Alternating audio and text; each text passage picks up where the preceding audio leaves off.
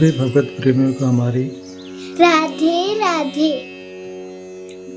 मानव जीवन का सर्वोत्कृष्ट फल सत्संग श्री भक्तमाल कथा के माध्यम से हमें मिलने जा रहा है। श्री भक्तमाल कथा के प्रधान श्रोता हमारे श्री प्रिया प्रीतम जी हैं। उनके श्री चरणों में प्रणाम करते हुए आइए आज के भक्त चरित्र का श्रवण करें। शिव भक्त वैश्वानर। प्राचीन काल में पुण्य सलीला नर्मदा के पावन तट पर नर्मपुर नामक एक अति रमणीय छोटा सा गांव था। उसमें विश्वानर नामक एक पुण्यात्मा ब्रह्मचारी रहते थे। उनके मुख पर ब्रह्म तेज था, इंद्रिया वश में थी, हृदय पवित्र था और वे प्राय स्वाध्याय में लगे रहते थे। वे भगवान शंकर के अनन्य भक्त थे। जब उन्होंने ब्रह्मचर्य आश्रम में वेद वेदांगों का अध्ययन पूरा कर लिया तब उनके व्यवहार क्षेत्र में उतरने की इच्छा हुई। विश्वानर ने मन में विचार किया कि गृहस्थ आश्रम ही अन्य 3 आश्रमों का आधार है। देवता, पितर, मनुष्य और पशु पक्षी भी गृहस्थों का ही आश्रय लेते हैं। स्नान, हवन और दान गृहस्थ के लिए आवश्यक धर्म है। इस आश्रम में जप के लिए भी कोई बाधा नहीं है। चित्त स्वभाव से ही चंचल है। गृहस्थ का चित्त एक स्त्री में बंधा रहता है। चरित्र की रक्षा के लिए धर्म पत्नी उसका कवच है। यदि मैं विवाह नहीं करूं, हट से, लोक लाज से अथवा स्वार्थवश ब्रह्मचारी के ही वेश में रहूं और मेरे मन में बुरी वासनाएं आती रहें तो मेरा वह ब्रह्मचर्य किस काम का। यदि गृहस्थ पर स्त्री पर कुदृष्टि न डाले, अपनी स्त्री से ही संतुष्ट रहे और ऋतुकाल में सहवास करे तो वह गृहस्थ होने पर भी ब्रह्मचारी ही है। जो राग द्वेष से रहित होकर सदाचार पूर्वक गृहस्थ जीवन व्यतीत करता है वह वानप्रस्थ से भी श्रेष्ठ है। क्षणिक वैराग्य के आवेश में आकर कोई घर छोड़ दे और घर की बातों का ही चिंतन करता रहे तो उसे त्याग का कोई फल नहीं मिलता। जो गृहस्थ किसी से किसी वस्तु की याचना नहीं करता, भगवान जिस परिस्थिति में रखे उसी में प्रसन्न रहता है, वह उन सन्यासियों से बहुत ही उत्तम है जो भोजन के अतिरिक्त किसी भी वस्तु की भिक्षा मांगते हैं। अतएव मुझे गृहस्थ आश्रम को ही स्वीकार करना चाहिए। तदनंतर शुभ मुहूर्त में उन्होंने अपने अनुरूप कुलीन कन्या से विवाह किया और गृहस्थ धर्म के अनुसार सदाचार का पालन एवं भगवान का स्मरण चिंतन करते हुए अपना जीवन व्यतीत करने लगे। उनकी पत्नी का नाम सुचिस्मती था। वे अपने पति को ही भगवान का स्वरूप मानकर उनकी सेवा करती थी। पंच महायज्ञ, देवता, पितर और अतिथियों की पूजा सेवा प्रतिदिन होती। विश्वानर के पूजा पाठ एवं अर्थोपार्जन का समय निश्चित था। उनका प्रत्येक काम धर्म की प्रेरणा से युक्त ही होता था। उनके धर्म पत्नी उनके प्रत्येक कार्य में निसंकोच सहायता करती थी। वे 2 शरीर एक प्राण थे। उनका जीवन सुखमय था। भगवान का प्रेम दोनों के हृदय से छलकता रहता था। इस प्रकार बहुत दिन बीत गए। संतान न होने से सुचिस्मती का मन दुखी रहता था। उसने एक दिन पति से कहा, उनके मन में आई इसके लिए भगवान शंकर की आराधना करनी चाहिए और इसके बाद अपनी पत्नी को आश्वासन देकर उन्होंने इस कार्य के लिए काशी की यात्रा की। काशी भगवान शंकर का नित्य निवास स्थान है। काशी में पहुंचते ही विश्वानर के त्रिविध ताप शांत हो गए। सैकड़ों जन्मों के संस्कार धुल गए। उन्होंने गंगा स्नान करके भगवान शंकर की विविध लिंग मूर्तियों का दर्शन और पूजन किया। यज्ञ करके सहस्त्र ब्राह्मण सन्यासियों को भोजन कराया। अंत में उन्होंने यह निश्चय किया कि भगवान वीरेश्वर की आराधना करनी चाहिए। अब तक बहुत से स्त्री पुरुषों ने वीरेश्वर की आराधना करके अपनी अपनी अभिलाषा पूर्ण की है। मैं इन्हीं की आराधना करूँगा। उन्हीं के सेवा आचार्य से इन्हें पुत्र रूप में प्राप्त करूँगा। ऐसा दृढ़ निश्चय करके विश्वानर भगवान की उपासना में लग गए। उन्होंने 13 महीने तक भगवान की पूजा की। कभी एक समय खा लेते, कभी बिना मांगे तो कुछ मिल जाता वही खाकर रह जाते। कभी दूध पी लेते, कभी फल खा लेते, कभी कुछ नहीं खाते। 1 महीने तक 1 मुट्ठी तिल प्रतिदिन खाकर रह गए। किसी महीने में पानी ही पीकर रह गए तो किसी महीने में वह भी नहीं। इस प्रकार घोर तपस्या करते हुए उन्होंने 12 महीने व्यतीत किए। 13वें महीने एक दिन प्रातःकाल ही गंगा स्नान करके भगवान की पूजा करने के लिए आए। उन्होंने जब मूर्ति की ओर देखा तब बीचों बीच लिंग में एक बालक दिखाई पड़ा। 8 वर्ष की अवस्था मालूम पड़ती थी। सब अंगों में भस्म लगा हुआ था। बड़ी बड़ी आंखें थी, लाल लाल अधर थे, सिर पर पीली जटा और मुख पर हंसी थी। बालक उचित वेश था, शरीर पर वस्त्र नहीं था। लीलापूर्ण हंसी से चित्त को मोह रहा था। वह बालक नहीं, साक्षात भगवान शंकर थे। विश्वानर अपने इष्ट देव को पहचानकर उनके चरणों पर गिर पड़े और आंखों के जल से उनका अभिषेक किया। रोमांचित शरीर एवं गदगद कंठ से अंजलि बांधकर उन्होंने स्तुति की और उनके चरणों पर गिर पड़े। भगवान शंकर ने कहा, तुम्हारी जो इच्छा हो मांग लो। विश्वानर ने कहा, प्रभु आप सर्वज्ञ हैं, आपके लिए अज्ञात क्या है। एक तो मैंने इच्छा करके ही अपराध किया, दूसरे अब आप याचना करने को कह रहे हैं। याचना तो दीनता की मूर्ति है। आप जानबूझकर मुझे इसके लिए क्यों प्रेरित कर रहे हैं। भगवान शंकर ने कहा, तुम्हारी अभिलाषा पूर्ण होगी। सुचिस्मति की इच्छा पूर्ण करने के लिए तुमने जो तपस्या की है वह सर्वथा उचित है। मैं एक रूप से तुम्हारा पुत्र बनूंगा। मेरा नाम गृहपति, अग्नि अथवा वैश्वानर होगा। इतना कहकर भगवान अंतर्धान हो गए और विश्वानर बड़े आनंद के साथ भगवान का स्मरण करते हुए अपने घर लौट आए। समय पर सुचिस्मति गर्भवती हुई। विश्वानर ने शास्त्र के अनुसार सभी संस्कार किए। जिस दिन पुत्र जन्म हुआ उस दिन सब दिशाएं आनंद से परिपूर्ण हो गई। नवजात शिशु का जात कर्म संस्कार और श्रुति के अनुसार नामकरण किया गया। शिशु का नाम गृहपति रखा गया। 5वें वर्ष युगोपवीत संस्कार के साथ ही कुमार का वेदाध्ययन प्रारंभ हुआ।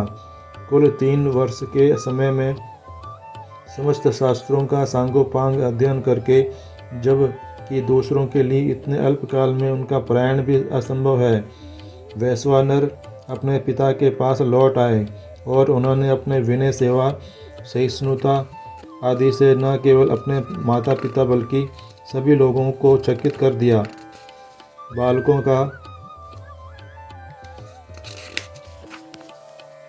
एकमात्र कर्तव्य है माता पिता की सेवा, उनकी आज्ञा का पालन और सबके साथ विनय का व्यवहार। वैश्वानर इसके आचार्य थे, आदर्श थे। विद्या के साथ विनय भी चाहिए। यही मणि कांचन से योग है। एक दिन घूमते घूमते देवर्षि नारद नर्मपुर में विश्वानर के घर आए। सुचिस्मति और विश्वानर ने प्रेम और आनंद से भरकर उनका अतिथि सत्कार किया। वैश्वानर गृहपति ने आकर उनके चरणों में प्रणाम किया। देवर्षि नारद ने आशीर्वाद देकर विश्वानर से बालक की प्रशंसा करते हुए कहा, तुम्हारा दाम्पत्य जीवन धन्य है। यह तुम्हारा बड़ा सौभाग्य है कि तुम्हें ऐसा आज्ञाकारी पुत्र प्राप्त हुआ है। पुत्र के लिए तो इससे बढ़कर और कोई कर्तव्य ही नहीं है। इसके लिए माता पिता ही गुरु और देवता हैं। उनकी सेवा ही सदाचार है। उनके चरणों का जल ही तीर्थ है। जल पुत्र के लिए संसार में पिता ही परमात्मा है। पिता से भी बढ़कर माता है, क्योंकि 10 महीने तक पेट में रखना और बचपन में पालन पोषण करना माता का ही काम है।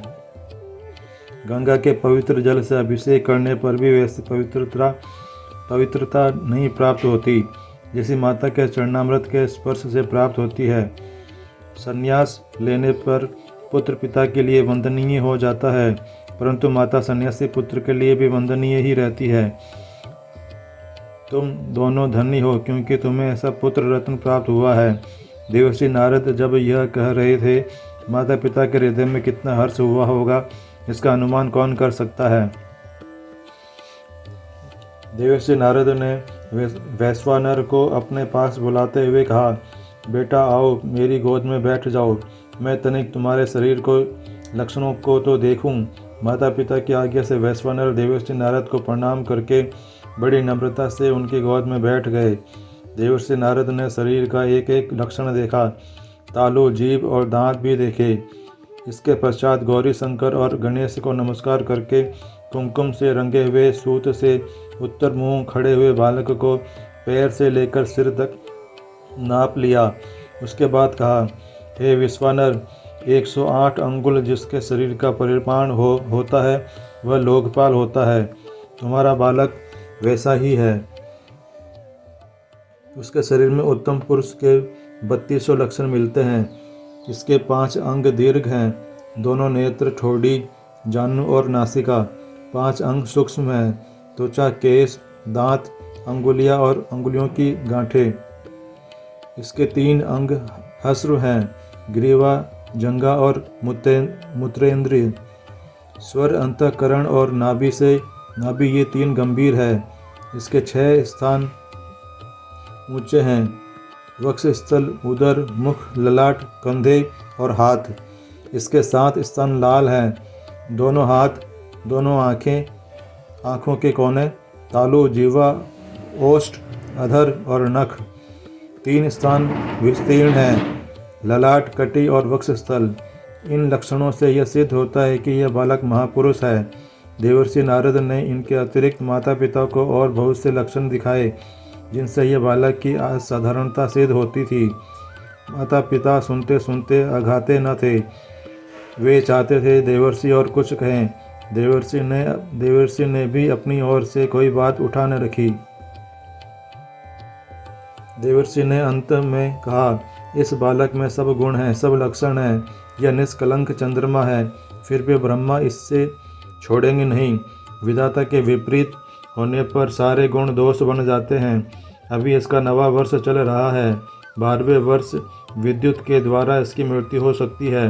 इतना कहकर देवर्षि नारद आकाश मार्ग से चले गए। माता पिता के हृदय पर तो मानो अभी वज्रपात हो गया। वैश्वानर ने देखा, मेरे माँ बाप बहुत दुखी हो रहे हैं। उन्होंने मुस्कुराकर कहा, माँ, तुम लोग इतने डर क्यों गए? तुम्हारे चरण कमलों की धूल जब मैं अपने सिर पर रखूँगा तब काल भी मेरा स्पर्श नहीं कर सकता। वज्र में तो रखा ही क्या है। मेरे अनन्य स्नेही पूजनियों, मैं प्रतिज्ञा करता हूँ कि यदि मैं तुम्हारा पुत्र हूँ तो ऐसा काम कर दिखाऊंगा कि वज्र और मृत्यु दोनों मुझसे भयभीत रहेंगे। मैं भगवान मृत्युंजय की आराधना करूँगा।